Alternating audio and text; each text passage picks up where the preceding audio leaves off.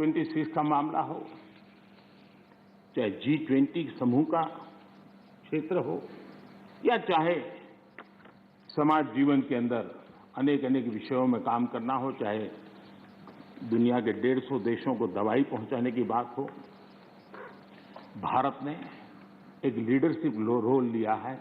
आज भारत की इस लीडरशिप की दुनिया में चर्चा है, उसकी स्वीकृति है। आदरणीय सभापति जी, जब संकट का काल होता है, चुनौतियां अपार होती हो, विश्व की हर शक्ति अपने ही बचाव में लगी होती है, कोई किसी की मदद नहीं कर पाता है, ऐसे कालखंड में उस संकटों से बाहर निकालना, आज मुझे अटल बिहारी वाजपेयी जी की कविता के शब्द हम सबके लिए प्रेरणा दे सकते हैं। अटल जी ने लिखा था, व्याप्त हुआ बर्बर अंधियारा, व्याप्त हुआ बर्बर अंधियारा, किंतु चीरकर तम की छाती, किंतु चीरकर तम की छाती, चमका हिंदुस्तान हमारा।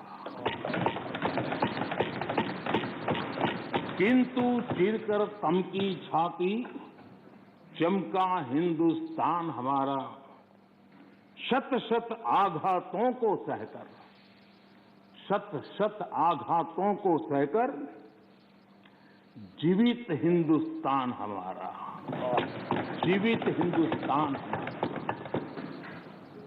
जग के मस्तर पर रोली सा, जग के मस्तर पर रोली सा, शोभित हिंदुस्तान हमारा, शोभित हिंदुस्तान हमारा। अटल जी के शब्द आज के इस कालखंड में भारत के सामर्थ्य का परिचय कराते हैं। आदरणीय सभापति जी, इस कोरोना काल में सभी क्षेत्रों को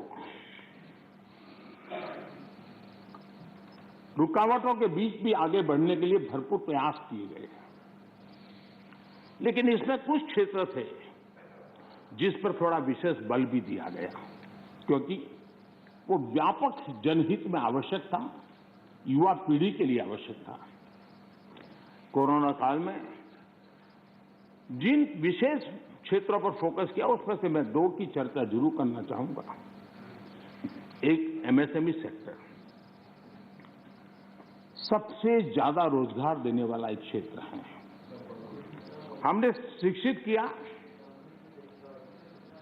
उसी प्रकार से खेतीबाड़ी क्षेत्र, उसमें भी कोई रुकावट ना आए, उसको निश्चित किया, और उसी की वजह से जैसे मैंने वर्णन किया, बम्पर क्रॉप हुआ, सरकार ने रिकॉर्ड खरीद भी की।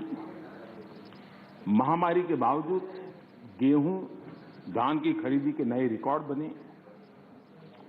किसानों को ज्यादा MSP मिला, और वो भी डायरेक्ट बेनिफिट ट्रांसफर की स्कीम के तहत मिला। पैसा सीधा उनके बैंक खातों में जमा हुआ। और मैंने तो पंजाब के लोगों के कई वीडियो देखे, क्योंकि पंजाब में पहली बार डायरेक्ट बेनिफिट ट्रांसफर से पैसा गया। उन्होंने कहा था, मेरा खेत तो उतना ही साइज है, हमारी मेहनत उतनी ही है, लेकिन खाते में इतना रुपया एक साथ आता है, पहली बार जिंदगी में।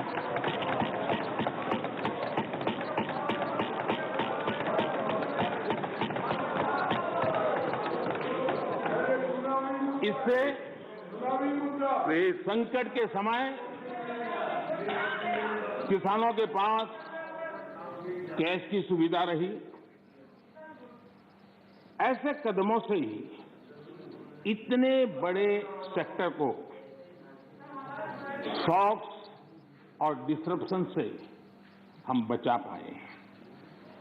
इसी प्रकार से MSME सेक्टर, ये उन सेक्टरों में था जिसको आत्मनिर्भर भारत पैकेज का सबसे अधिक लाभ मिला। अलग अलग मंत्रालयों ने जो पीएलआई स्कीम लॉन्च की उससे मैन्युफैक्चरिंग को बल मिला।